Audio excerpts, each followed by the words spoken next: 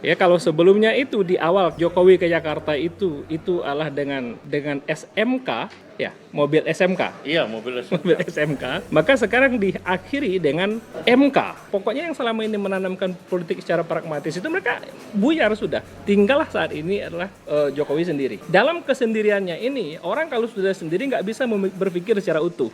Ya kan, mengingat berdasarkan hitung-hitungan dari marketing politik. EF-nya EF Saifullah Fatah itu yang Polmart ya, itu menghitung udah mencapai sekitar 54% total suara yang saat ini sudah mulai beroposisi terhadap Jokowi. Untuk mencapai pemakzulan itu dikit lagi, 60 kan 2/3%, artinya sekitar 66% kan, 66,5%-an gitu. Untuk mencapai suara itu dikit tipis ini. Ya ini betul-betul kondisi yang sangat kritis. Andai kemudian tambah sedikit lagi saja, beberapa anggota dewan kemudian masuk ke kelompok oposisi, ini selesai urusan.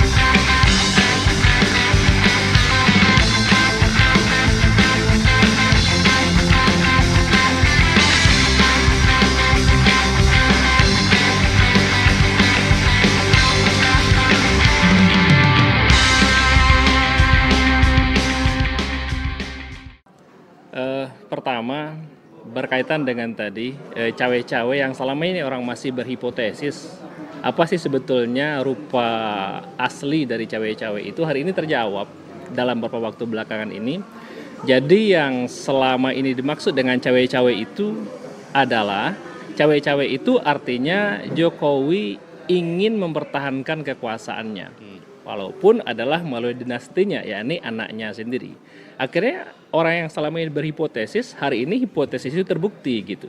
Cawe-cawe itu bukan dalam rangka meningkatkan kesejahteraan, bukan dalam rangka mewariskan rezim yang lebih baik untuk rezim berikutnya, tidak sama sekali. Cawe-cawe itu adalah untuk melestarikan kekuasaan Jokowi. Ujungnya adalah tragedi konstitusi gitu. Jadi tragedi konstitusi ini melengkapi tragedi-tragedi sebelumnya.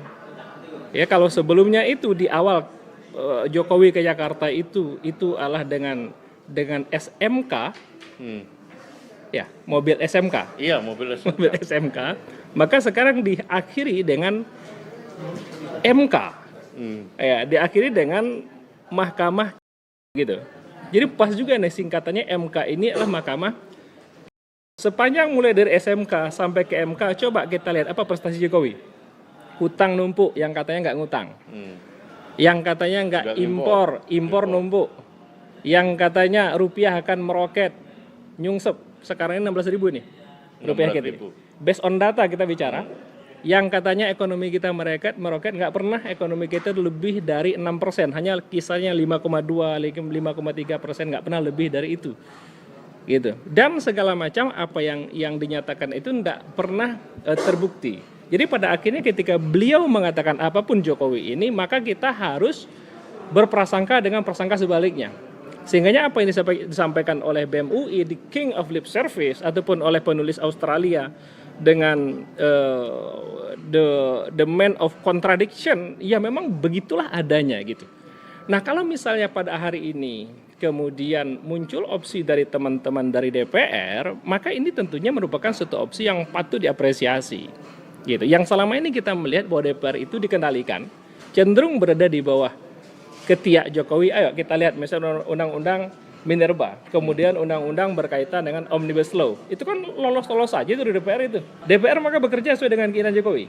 Sekarang MK juga menjadi kamar kecil Jokowi, ingin mengkonstitusionalisasikan keinginannya dia gitu. Nah begitu yang terjadi dengan MK, begitu juga yang terjadi dengan DPR. Lah sekarang ada reaksi dari DPR. Satu, ini tentu saja mengkonfirmasi bahwa politik itu memang pragmatis.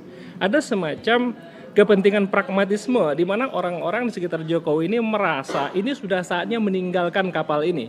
Kapal ini sebentar lagi bakal tenggelam. Kalau kita masih bertahan di kapal ini, kita bareng-bareng akan tenggelam. Karena itu ayo segera kita ngacir ke sana kemari gitu. Yang ada DPR mereka bersuara. Ya ada sekarang Jokowi sekarang ini mereka ke Gibran, ke siapa? Terutama ke Ganjar gitu. Ke sana kemari, ngacir gitu ya. Yang pokoknya yang selama ini menanamkan politik secara pragmatis itu mereka buyar sudah. Tinggallah saat ini adalah Jokowi sendiri. Dalam kesendiriannya ini, orang kalau sudah sendiri nggak bisa berpikir secara utuh. Tidak memiliki backup pemikiran, tidak memiliki backup energi yang cukup, tidak memiliki backup instrumen yang memadai untuk mengendalikan semuanya. Pada akhirnya jurus yang akan dipakai itu adalah jurus ke depan. Jurus itu mudah dikendalikan oleh DPR pada akhirnya, nama juga orang. Ya kan? Akan semakin mudah DPR mengendalikan gitu. Oleh karena itu, satu, memang ini patut diberikan apresiasi. Walaupun ini merupakan bagian juga secara utuh dari politik pragmatisme, tapi bagaimanapun langkah-langkah ini patut kita apresiasi di DPR-nya. Kemudian di MK-nya dipasang Pak Jimli Asidiki. Walaupun di awal kita memasang semacam tanda tanya. Kenapa kita bertanya? Ya pantas dong, kita pembayar pajak. Kita pemilik saham Republik ini. Gitu. Dan beliau itu bekerja, digaji melalui duit yang dikeluar dari kantong-kantong kita. Dipasang Pak Jimli di situ, pertanyaan kita apa kepada Pak Jimli? Bisakah Pak Jimli menjaga integritasnya dia? Ketika pada saat yang sama, anaknya merupakan pengurus teras di Gerindra, yang dia anak itu juga merupakan caleg Gerindra, dan Pak Jimli merupakan pendukung Prabowo Gibran. Ini adalah ujian integritas bagi Pak Jimli sendiri. Apakah Pak Jimli bisa menunjukkan integritas itu gitu? Termasuk arah ke depan MK nanti. Termasuk arah ke depan MK ini apakah hanya akan menjadi cerita omong kosong saja? Apakah akan menjadi sebuah cerita bullshit yang akan melingkapi penderitaan masyarakat? Gitu, atau masih ada marwah di situ gitu. Nah, jadi pada akhirnya memang kita harus memberikan support gitu. Lanjut kemudian ceritanya, kalaulah misalnya di semua bilik ini, Cak Selamat, ini bisa diamankan. Kita asumsikan Pak Jimli dengan nama besarnya dia, dengan gelarnya dia selama ini, yang cenderung orang kenal memiliki integritas, beliau memasang integritas yang kuat di situ, batal keputusan ini. Ya kan, dengan sendirinya Gibran selesai, Jokowi dalam bahasa orang jadi apa? Bang Faisal yang paling pas memberikan bahasa itu. biar beliau nanti ya. Biar beliau yang komentar ya. Maka pastinya Prabowo akan mencari pemilih yang lain. Akan mencari pasangan yang lain. Masih ada waktu kan sampai tanggal 8 November apa 9 November gitu. 19 untuk kemudian mencari ganti pasangan lah. Gitu. Ya kan, mengingat berdasarkan hitung-hitungan dari marketing politik. EF Saifullah Fatah itu yang Polmar ya, itu menghitung udah mencapai sekitar 54% total suara yang saat ini sudah mulai beroposisi terhadap Jokowi.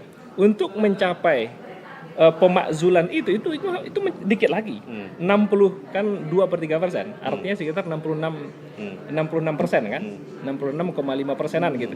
Untuk mencapai suara itu dikit tipis ini. Ya ini betul-betul kondisi yang sangat kritis. Andai kemudian tambah sedikit lagi saja, beberapa anggota dewan kemudian masuk ke kelompok oposisi, ini selesai urusan. Kita asumsikan ini berjalan. Ini kan yang diharapkan oleh masyarakat Indonesia, ini diharapkan oleh netizen.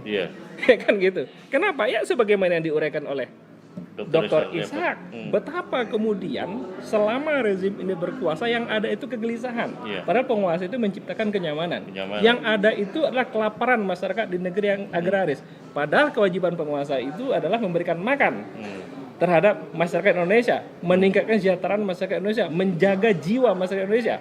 Kita masih ingat kok peristiwa tahun 2019 betapa hampir 1.000 orang kok meninggal untuk pesta yang gak bermanfaat sama sekali untuk masyarakat gitu. Ya, konfirmasi Ketua KPU Arief sekitar 800-an. 800 orang yang meninggal, dan ini masih banyak orang yang meninggal kelaparan di rumah-rumah mereka.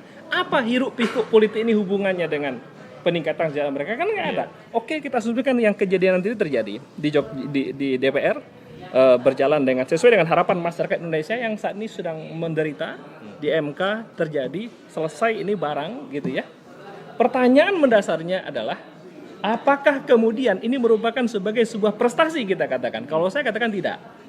Hebat prestasi Bang Faisal tahun 1998. Rezim yang berkuasa 32 tahun. Menguasai semua lini, menguasai militer, menguasai birokrat, menguasai pengusaha, kelar di tangan aktivis 98. Apa hasil dari reformasi? Ya kan, ini rezim kita diamkan saja selesai ini. Dalam waktu singkat selesai. Hitungan bulan ke depan dia juga selesai. Gitu ya. Kemudian dimakzulkan, iya itu patut kita apresiasi, tapi maksud saya itu harus didorong, nggak boleh kita berhenti sampai di situ. Kita dorong kepada sebuah solusi yang lebih fundamental lagi, yang lebih mendasar lagi tanpa ada harapan kepada sistem yang ada. Kenapa? Prototipe negara hari ini sebagai sebuah negara kapitalis demokrasi itu Amerika udah bangkrut kok. Kan beredar video banyak di kalangan kita ini betapa hari ini kejahatan di Amerika itu luar biasa. Kenapa? Government shutdown. Pemerintah nggak sanggup lagi membayar polisi. Amerika di belakang Israel. Amerika dibayar Israel, padahal Amerika itu sendiri udah ringkih. Saking dia loyalnya itu sama Yahudi. Apa yang dia cari, dia sendiri sebentar lagi juga mau jatuh kok. Dia nggak sanggup membayar polisi. Polisi akhirnya nggak sanggup juga ketika misal terjadi kriminalitas di mana-mana. Kriminalitas itu akhirnya menjadi fenomena umum sekarang ini gitu. Ya kan, PNS-nya nggak dibayar. Ini yang mau kita tiru. Udahlah, cukup kita sampai di sisi. Ayo kita berikan alternatif solusi yang lain.